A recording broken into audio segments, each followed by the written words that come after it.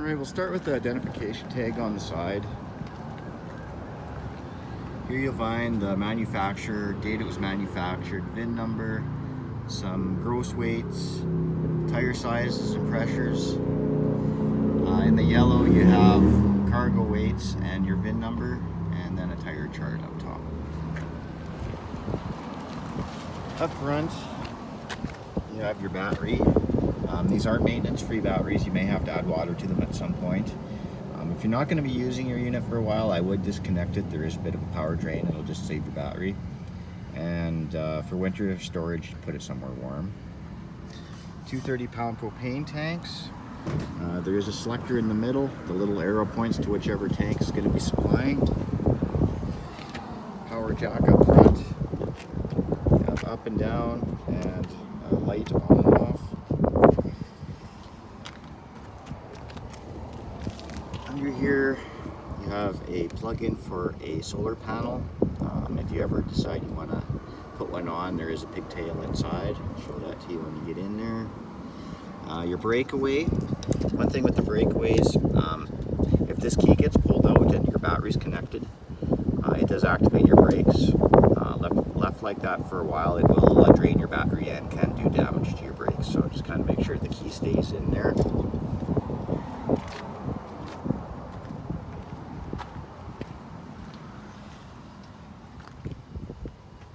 Front cubby, you have your short cord. The small crank is for your front jack. The top plug here pops off. If you ever don't have power, you can manually crank up or down your jack. And the other crank is for your stabilizer jacks. And there's one on all four corners. Your battery disconnect there. Stabilizer jack. So with these, they're not for leveling, they're just for stabilizing. They're meant for cranking down, putting pressure down so your unit doesn't rock. You can't lift your unit with it. They're not built that heavy duty. If you do try, it will bend. So just put pressure down, just so your unit don't rock.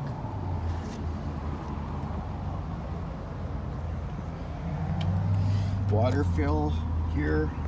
The low point drain is that there. That's your water drain for your fresh water. Underneath your slide, you'll see there's a couple arms there. Just gotta make sure everything stays clean. Everything should work good.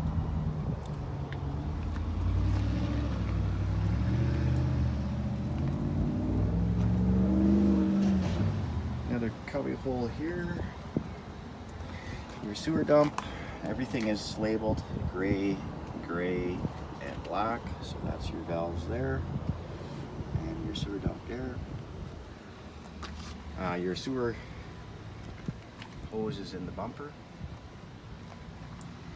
This here is your sewer flush, your tank flush for your black tank.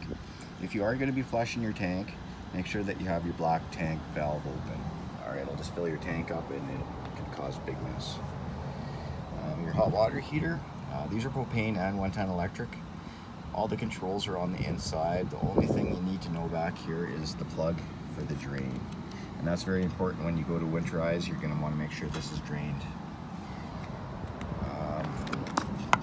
You have your plug-in for your short cord there, 30 amp. And you have a satellite TV cable input there. City water connect. If you're at a campsite that has water provided right at your campsite, you can just hook your garden hose directly into there and you're good to go. You have an outside shower with hot and cold. Down below you'll see there's a red and blue with valves. Those are just low points. You don't have to do much with those. After you're done your winterization process, just open those up and it'll just drain the last little bit of water and the antifreeze will come out. Spare tire at the back. Rear ladder. I do recommend inspecting your roof once, twice a year, especially if after a storm. Just in case, you know, you've got a vent that cracked or something landed on the roof, maybe ripped roof. Just kind of take a peek, especially after storms. Up top there you have a mount for a backup camera. These units are pre-wired for backup cameras, so if something like that want to do in the future, you can install them really easy. Got the dog leash at the back, power awning, entrance door there, a couple outside speakers, outside kitchen, a couple light switches in here, little fridge.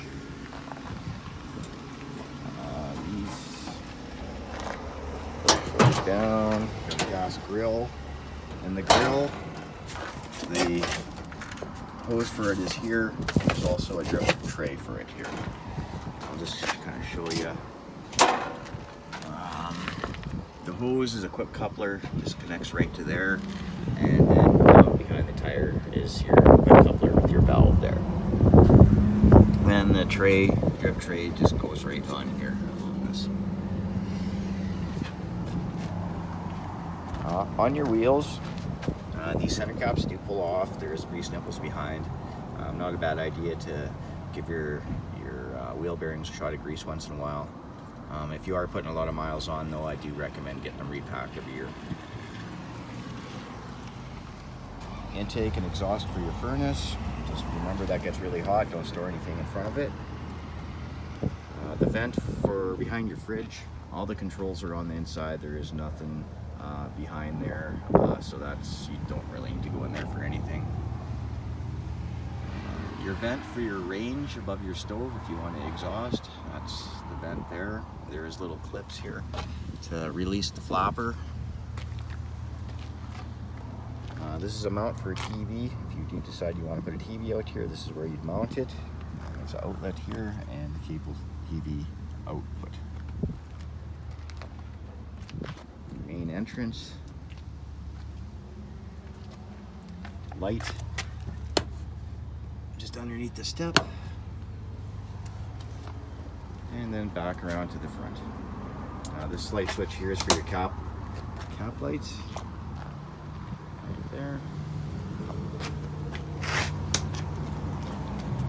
So I think that is about it for out here. I'll head in.